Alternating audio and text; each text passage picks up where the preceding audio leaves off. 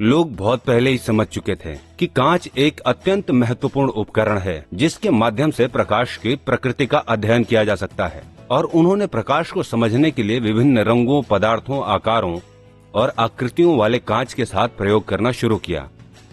कांच के ऐसे ही एक सुंदर आकार को प्रिज्म कहते हैं, जो त्रिभुजाकार फलकों वाला एक पारदर्शी बहुफलक है। जब प्रकाश एक माध्यम से दूसरे माध्यम में प्रवेश करता है तो यह अपने पथ से विचलित हो जाता है। इस परिघटना को अपवर्तन कहते हैं। हमने पढ़ा है कि कैसे कांच के स्लैब से प्रकाश अपरिवर्तित होता है। समांतर अपवर्तक सतहों के लिए, जैसे कांच के स्लैब में निर्गत किरण आपतित किरण के समांतर होती है, क्या होगा यदि अपवर्तक सतह समांतर न होकर किसी कोण पर झुकी हुई हो। एक त्रिभुजाकार कांच के प्रिज्म पर विचार करें। इसके 2 त्रिभुजाकार आधार और 3 आयताकार पार्श्व सतहें होती हैं। ये सतहें एक दूसरे की ओर झुकी होती हैं। इसके 2 पार्श्व फलकों के बीच के कोण को प्रिज्म कोण कहते हैं। आइए अब त्रिभुजाकार कांच के प्रिज्म की स्थिति में होने वाले प्रकाश के अपवर्तन का अध्ययन करें। एक कागज लें और इस पर त्रिभुजाकार आधार वाला कांच का एक प्रिज्म रखें। कागज पर प्रिज्म ABC की परिसीमा बनाएं।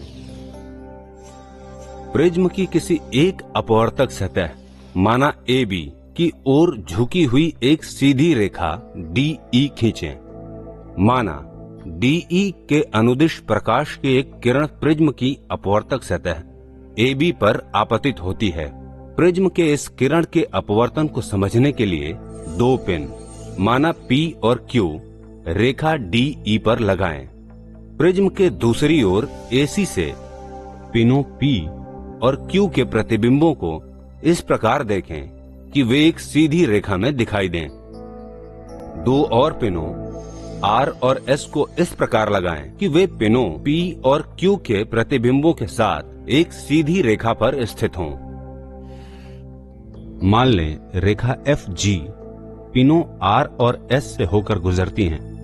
अब FG और DE को एक सीधी रेखा में होना चाहिए, लेकिन शीर्ष से देखने पर हम पाते हैं कि रेखा DE के अनुदिश गुजरने वाली प्रकाश किरण प्रिज्म से अपरिवर्तित होती है और रेखा FG के अनुदिश गुजरती है।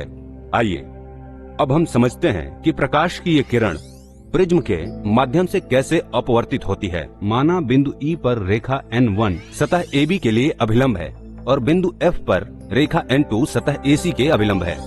जब DE के अनुदिश प्रकाश की किरण विरल माध्यम से सघन माध्यम में जाती है तो ये अभिलंब की ओर E पर मुड़ जाती है और पथ EF के अनुदिश अपवर्तित हो जाती है। बिंदु F पर प्रकाश की किरण सघन माध्यम से विरल माध्यम में जाती है, अतः ये F पर अभिलंब से दूर हट जाती है और पथ FG के अनुदिश निर्गत होती है। यदि प्रिज्म उपस्थित नहीं होता तो आपतित किरण DE सीधे पथ पर गमन करती।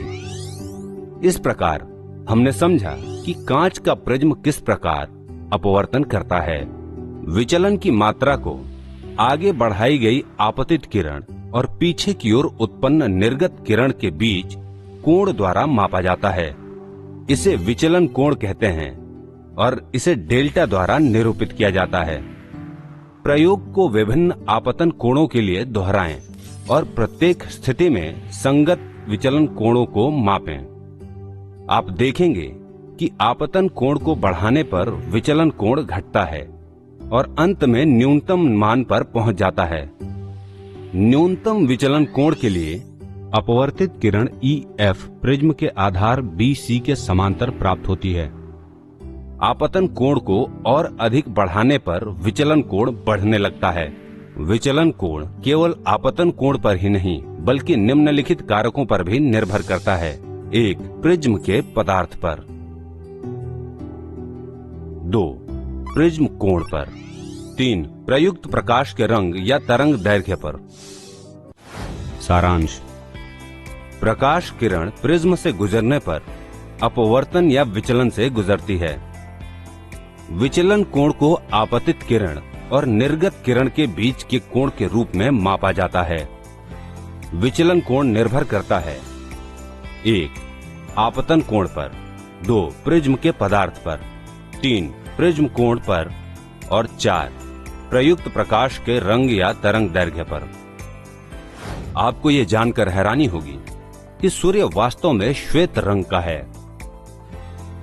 तो कैसे श्वेत प्रकाश हमारी सहायता शेष रंगों को देखने में करता है, जानने के लिए हमारे साथ बने रहें।